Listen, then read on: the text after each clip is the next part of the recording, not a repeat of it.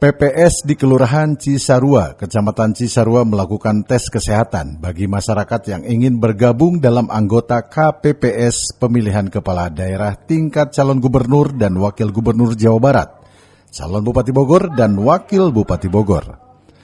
Persyaratan menjadi anggota KPPS harus mengikuti rangkaian mulai dari tes kesehatan, melampirkan ijazah dengan lulusan SLTA sederajat, dibutuhkan menjadi anggota KPPS di Kelurahan Cisarua sebanyak 13 tempat pemungutan suara atau sekitar 91 orang, ditambah 26 orang untuk PAMSUM.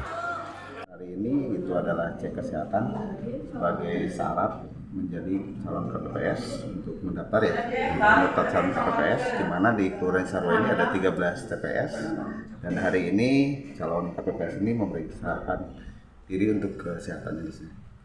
Yang dibutuhkan untuk anggota PPS di Kelurahan Cisarua ini 91 orang. Gitu. Mereka akan cek kesehatannya di sini. Oh, enggak ditambah PAMSUM. PAMSUM itu nanti lain lagi. Nanti. Jadi kalau PAMSUM itu ada 26 orang berarti. Untuk PAMSUM di 26 orang, tiap TPS itu 2 orang.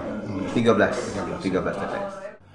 Warga yang ingin bergabung dalam penyelenggaraan pemilu ini harus dipahami dalam satu persyaratan bukan sebagai anggota politik dan pengurus politik.